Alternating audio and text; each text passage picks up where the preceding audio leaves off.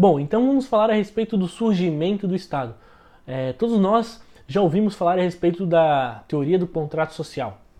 A teoria do contrato social teve vários proeminentes, o maior deles provavelmente é Jean-Jacques Rousseau, que através da sua obra O Contrato Social defendia que o Estado surgiu a partir de um encontro harmônico, frise harmônico da sociedade, ou seja, entes da sociedade, indivíduos se reuniram em determinado momento e perceberam, de acordo com essa teoria, de que seria mais vantajoso se essa sociedade fosse regida por uma entidade. Essa entidade seria o Estado e seria comandada por um grupo de pessoas. E esse grupo de pessoas seria um governo. E, portanto, essa entidade deteria o monopólio da força e exerceria uma espécie de poder moderador ante a sociedade, além de propor de executar certas benesses para a sociedade. Acontece que, embora muito difundida, embora sendo a teoria proeminente hoje a respeito da fundação do Estado, o que não é falado é que essa teoria, na verdade, ela é apenas uma teoria filosófica e que os próprios defensores dessa teoria, não só Rousseau, mas como Locke, Thomas Hobbes, que escreveu Leviatã, por exemplo, eles mesmos admitiam que essa é uma teoria pura e unicamente filosófica, ou seja, ela não carece, ao contrário da teoria defendida por Mancur Olson, que é uma teoria libertária, de qualquer acontecimento fático histórico. E essa teoria do Mancur Olson, ela é, em certa medida, semelhante à do contrato social. Ela é formulada através de um acordo, mas não é um acordo livre, não aconteceu de maneira harmônica, mas sim a partir de uma violência. E Mancur Olson defende, portanto, que há muito tempo atrás, quando as sociedades ainda eram divididas entre caçadores, coletores e agricultores nômades, e não mais um grupo de cerca de dezenas ou no máximo centenas de pessoas, os caçadores-coletores, que não apenas caçavam e coletavam, mas também sobrepujavam outros grupos, ou seja, roubavam, espoliavam esses outros grupos, especialmente grupos de agricultores sedentários, ou faziam dessa maneira, porque por eles terem habilidades de caça e as habilidades de caça serem de certa maneira muito semelhantes às habilidades de guerra, eles acabavam pilhando o grupo e sobrepujando eles de maneira a matar praticamente todos os membros do outro grupo e a roubar todos os bens, todas as propriedades, porque não tinham incentivos de mantê-los vivos. Só que esses grupos de espoliadores, em determinado momento, perceberam que não era a tática mais eficiente matar todas as pessoas e roubar todo o patrimônio, porque era muito custoso achar outros grupos, e eles próprios sofriam perdas nessas batalhas. Eles próprios tinham mortos entre as pessoas do seu grupo, perdiam bens, perdiam seu patrimônio. Eles perceberam, portanto, que valia mais a pena espoliar em certa medida, em menor medida, um grupo do que simplesmente dizimá-las do mapa. Eles perceberam que valia mais a pena roubar de pouco a pouco de um só grupo do que matar todos.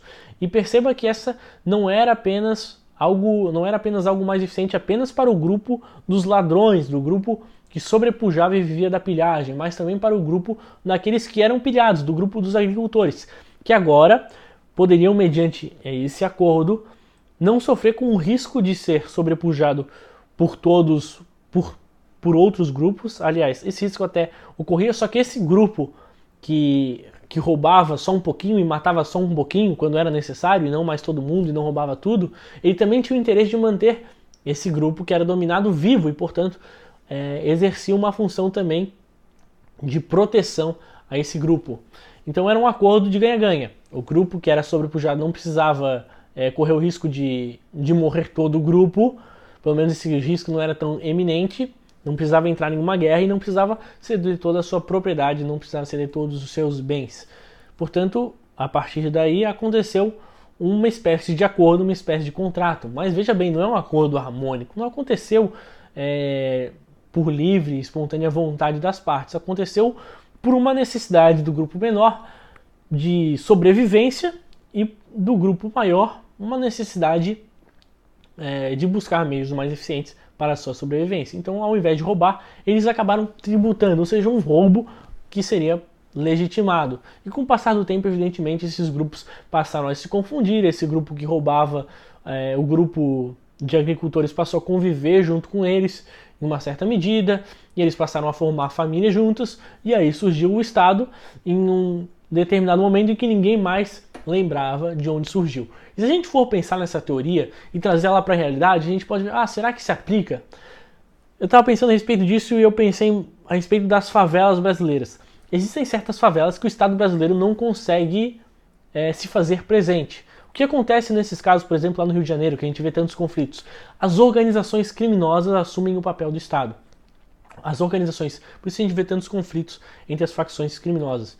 Essas organizações cobram uma taxa dessas pessoas que moram na favela e também dão serviços para essas pessoas. Elas não dão porque elas são boazinhas, elas dão os serviços em troca dessas taxas, desses tributos, para legitimizar as suas ações, para legitimar as suas ações, perdão, e para ter o povo ao seu lado. Então eles cobram uma taxa de R$50, R$10 e fornecem muitas vezes transporte dentro dessas comunidades, fornecem acesso à energia através de gato, fornecem acesso à água, fornecem acesso a serviços básicos para essas pessoas, fornecem medicamentos e protegem também essa comunidade de outras facções criminosas. Isso é muito interessante, essa teoria, porque a gente consegue ver a aplicação dela, inclusive nos dias atuais.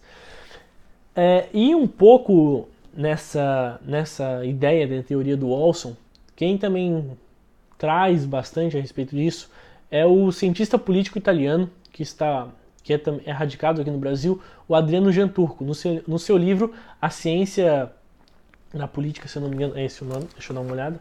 Isso, A Ciência da Política, livro excelente, recomendo muito. Ele traz um conto de um conto, realmente esse é um conto, não é uma história baseada em algum fato histórico, de que existiam dois vales prósperos, e eles comercializavam entre si. Só que eles utilizavam uma estrada para passar, para fazer esse comércio, e um ladrão resolve então atacar esses comerciantes. Esse ladrão matava e roubava as pessoas, roubava mais do que matava. Outra pessoa, vendo essa oportunidade de mercado, também resolve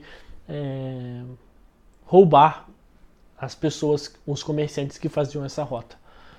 Chegou um determinado momento que chegou mais um ladrão. Só que eram tantos ladrões que os comerciantes, portanto, passaram a não mais utilizar essa estrada. Passaram a utilizar estradas secundárias, passaram a simplesmente não mais realizar comércio porque não valia mais a pena. Eles corriam o risco de morrer. Eles, se não morressem, teriam que pagar tributos para os 3 ladrões e isso passou a não ser mais vantajoso. Portanto, o primeiro ladrão, em comum acordo com o segundo ladrão, de acordo de novo com a história, resolveu tirar o terceiro ladrão. O terceiro ladrão era o ponto basalizador para os comerciantes definirem se seria vantajoso ou não realizar o comércio. Portanto, os 2 ladrões, em livre associação, resolveram então fazer um acordo com os comerciantes de que eles cuidariam para não deixar mais que nenhum ladrão fizesse a pilhagem desses comerciantes nessa estrada. Portanto, eles iriam cuidar, eles iriam proteger os comerciantes de outros ladrões. Para isso, eles cobravam um pedágio, eles cobravam um tributo para cuidar da passagem. Enfim, a questão não é se tem 2 ladrões, enfim, a questão é que em determinado momento passou a ser mais vantajoso para as pessoas pagar um pequeno tributo do que ser completamente roubado e sofrer um risco de morrer. Isso é vantajoso tanto para o ladrão, tanto para a pessoa que sofreu a expoliação. O Bastiat tenta explicar isso com uma frase muito bacana. Em determinado momento, Bastiat falou a respeito disso. Ora, sendo o trabalho em si mesmo um sacrifício e sendo o homem natural levado a evitar os sacrifícios, segue-se daí sempre que a expoliação se apresentar mais fácil que o trabalho, ela prevalece. Portanto, é necessário que a sociedade crie mecanismos que tornem a expoliação mais difícil do que o trabalho, para que evite-se que as pessoas partam para a expoliação, partam para o roubo e realizem apenas trabalhos honestos, trabalhos que não agridam outros indivíduos de qualquer maneira. Essa teoria é bem interessante, tem uma teoria um pouco mais detalhada, mas acho que por hora é o suficiente para a gente entender a real formação dos estados. Portanto, o estado, você pode até defender que o estado ele surgiu de algum contrato, mas esse contrato ele foi fundado ele carece de legitimidade, ele foi fundado com vícios, ele foi fundado de acordo com violência, com agressão, com ameaça, portanto é um contrato não legítimo. Isso é muito importante para a gente entender a lógica estatal, entender que o Estado na verdade não é tudo aquilo que as pessoas dizem que ele é pra gente. Bom pessoal, por hoje é isso. Se você gostou do vídeo, deixe seu like e se inscreva no canal. Até mais.